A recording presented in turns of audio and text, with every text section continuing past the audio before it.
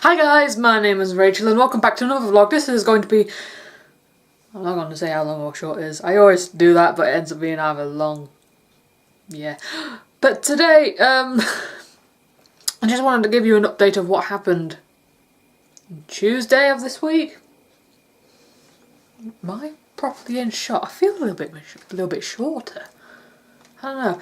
Anyway, I did go to the company's house at a seminar in Nottingham, and what we did was we went through a few director responsibilities. So I'm just going to go through what notes I've done here. This vlog may not be important to anyone, but it's a good pinpoint of what happened during my course of my life or whatever. So it's good to refer to something. It's good to refer to something from the future and just think about it in general, because that's what my channel is all about. It's mainly basically a time machine of what I've done. Yes, before I keep nattering on about that,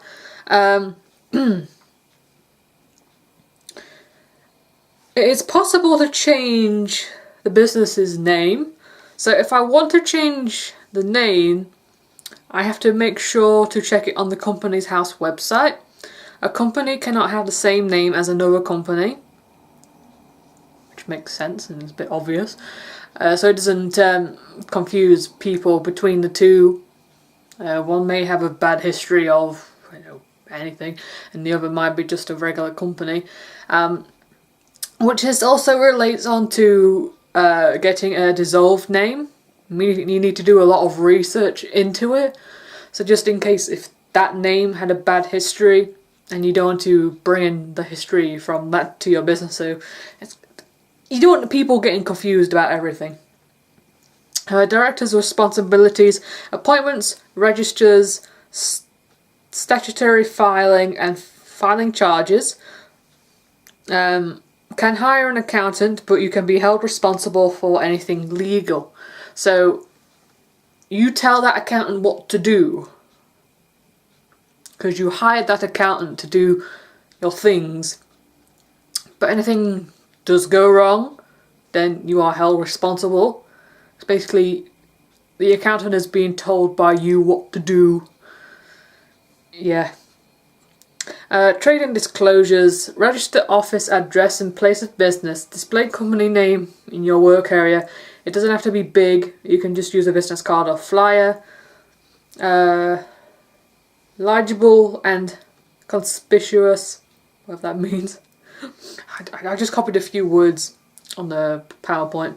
Exemption for dormant companies, people with significant control. That's something that I need to research into. I've probably got no one, but it's good to look into it. I'll do that as soon as I can. Owns more than 25% of the shares, owns more than 25% of the voting rights. Rights to appoint the amount of directors. Can register as a PSC, people with significant controls. gov.uk/company house, which would be a good start to search out these people with significant controls. Confirmation statement: ensure company records up to date before submissions. If you bring another director, make sure you tell the company's house within 14 days. Based on the date of incorporation, there may be no people with significant controls in your company.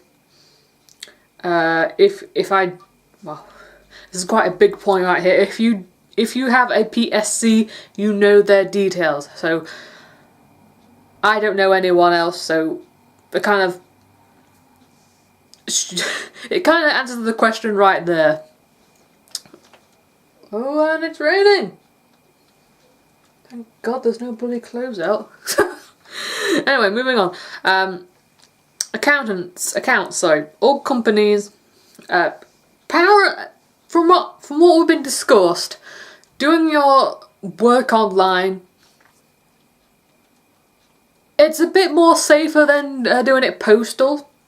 For example, if you need to file out any work to send to a company's house, then if you're going to do it by paper, then you have your address out there that could be taken away, and you could be frauded basically. And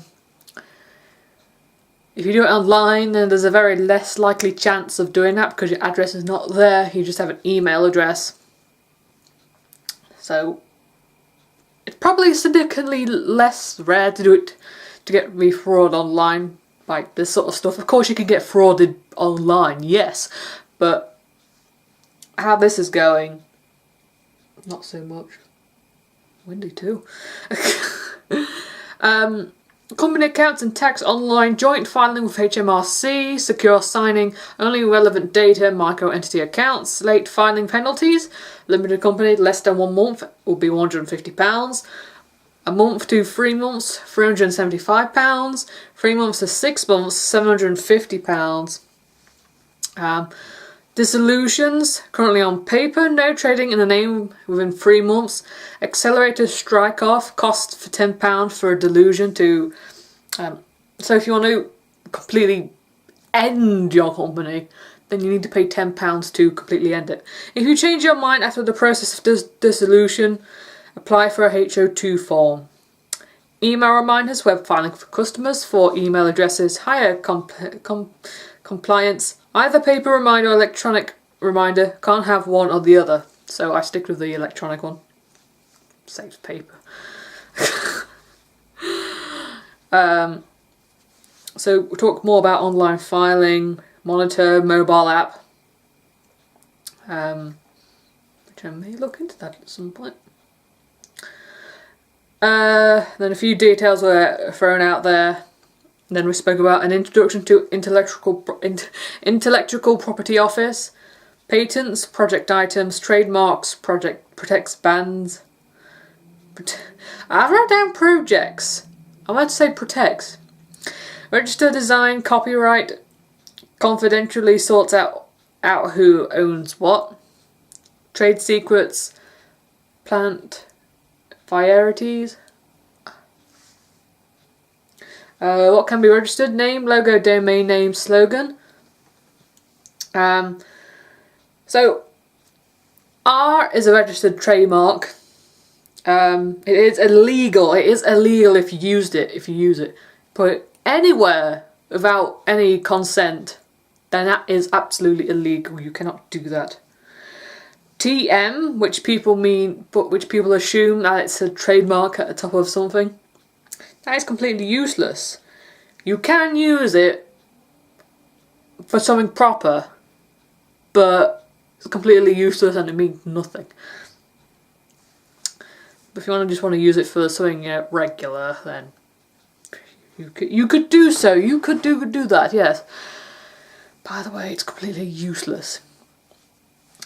But yes, I just wanted to skim through all those notes and tell you what I've done on that day. Our whole place was huge. It's really fancy as well. I went to the Crown Plaza. No, Crown Palace, sorry, not Plaza. Where did Plaza come from? I don't know.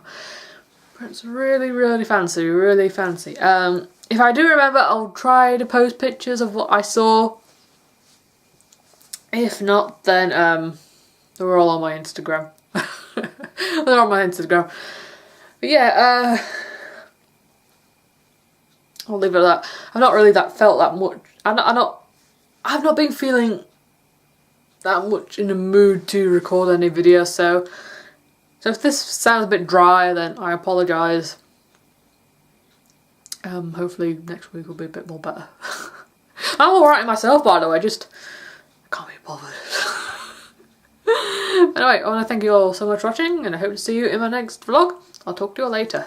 Bye bye!